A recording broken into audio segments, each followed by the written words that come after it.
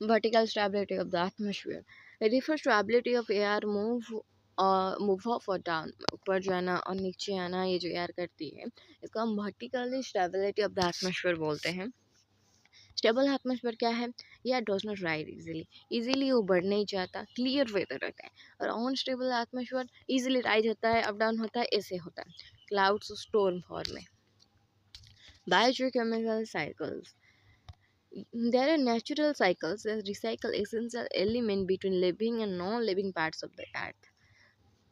ये natural cycle है जो रिसाइकल करते हैं, ये जो अर्थ में लिविंग और नॉन लिविंग थिंग्स जो है उसको रिसाइकल करते हैं, डीकम्पोजर्स। देन हम जानेंगे कार्बन साइकिल क्या है। प्लांट यूज़ करते हैं CO2 फोटोसिंथेसिस के लिए, एनिमल प्लांट को खाते हैं, रेस्पिरेशन रिलीज करती है CO2 और फिर से रिलीज करती है। एग्जाम्पल लेते हैं, फॉसिल फ्यूल को जब हम जलाते हैं वो CO2 बढ़ा देता है एटमॉस्फेयर में, इसकी वजह से ग्लोबल वार्मिंग होते हैं, it is a cause of global warming. Nitrogen cycle, nitrogen from air is converted into usable form by bacteria, plant observe करते हैं, एनिमल प्लांट को खाते हैं, डीकम्पोजर्स नाइट्रोजन एटमॉस्फेयर को फिर से रिटर्न कर देते हैं। देन फॉस्फोरस साइकिल, ये रॉक्स में मिलते हैं, weathering release phosphate use by plants moves through the food chain और रिटर्न कर दें सॉइल को।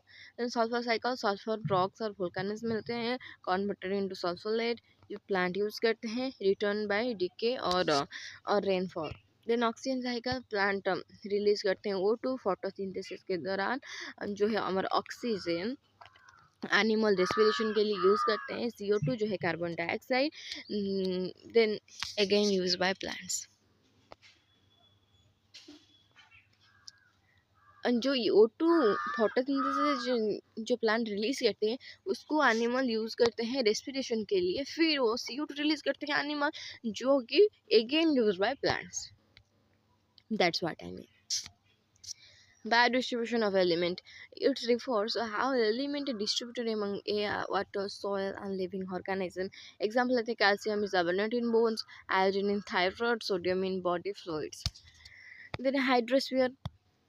Hydrosphere include all water bodies, सारे वाटर बॉडीज हाइड्रोस्फीयर में इंक्लूड होते हैं, ocean, river, lakes, ground water and ice.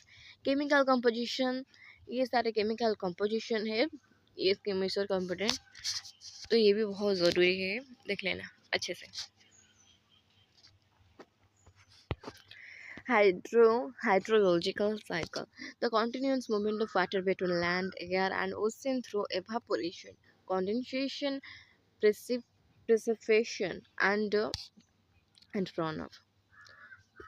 एक एग्जाम्पल लेते हैं, water evaporate from ocean, form करते क्लाउड, देन रेन होते हैं, फिर रिवर्स को आते हैं, ओशन में अगेन आ जाते हैं। देन aquatic pollution जानेंगे, water get polluted when harmful substances enter into water bodies. Types of pollution जानेंगे, इनऑर्गेनिक पोल्यूशन होता है जो heavy metals PBHG, CD, CRAS, organic pollution होते हैं सीवेज और एनिमल वेस्ट, पेस्टिसाइड और एग्रीकल्चर, ये फर्टिलाइजर्स DDT। तब इंडस्ट्रियल होते हैं chemical waste, dies.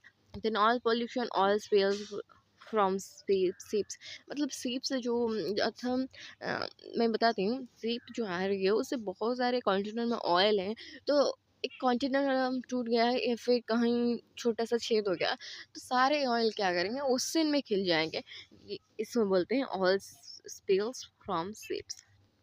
Detergent cause foaming and harm aquatic life. Water quality parameter, DO ये एक वाटर क्वालिटी पैरामीटर है, dissolved oxygen in water must be less than 4 mg for aquatic life. 6 to 8 mg liter is good. BOD, biochemical oxygen demand, amount of oxygen needed by bacteria to decompose organic matter. BOD means जो oxygen bacteria को चाहिए, उन जितना जितना amount का oxygen bacteria को चाहिए वो डीकम्पोज करने के लिए, उसको BOD बोलते हैं। ज़्यादा BOD तो पोल्यूशन भी ज़्यादा। COD chemical oxygen demand, cash and demand नहीं, COD केमिकल ऑक्सीजन डिमांड है, measure total oxygen required to oxidize pollution. Measure करते हैं कितने ऑक्सीजन टोटल चाहिए जो पॉल्यूटेंट ऑक्साइड करने के लिए।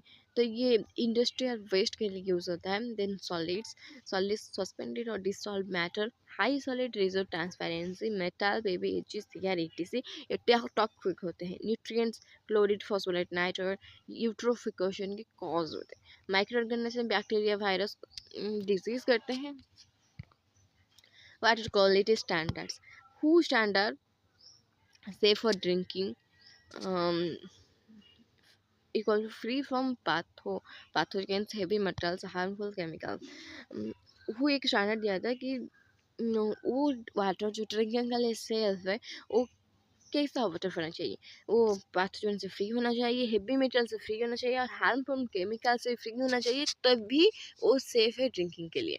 देन पीएच नॉर्मल वाटर जो है 6.5 टू 8.5 होना चाहिए पीने वाला पानी का। TDS, total dissolved solid, is it must be less than 500 mg, chloride 250 mg, unfluoride 1.0 1.5 mg. Analytical method, BOD, BOD में 5 डे इंक्यूबेशन टेस्ट होता है देखने के लिए कैसा, मतलब क्या करते हैं। तो डीओ जो होता है, डीओ में विंकलर मेथड यूज़ होता है। सीओडी में डिक्रोमेट मेथड यूज़ होता है। फ्लोरिड में ion selective electrode method use होता है। ऑल्स में ग्रेविमेट्रिक मेथड यूज़ होता है। देन मेटल्स में जो atomic observation spectroscopy method use होता है। देन रेसिडुअल क्लोराइड में आयोडोमेट्रिक टिट्रेशन यूज़ होता है। क्लोरीन डिमांड में क्लोरीन कंजम्पशन टेस्ट यूज़ होता है, टेस्ट करते हैं।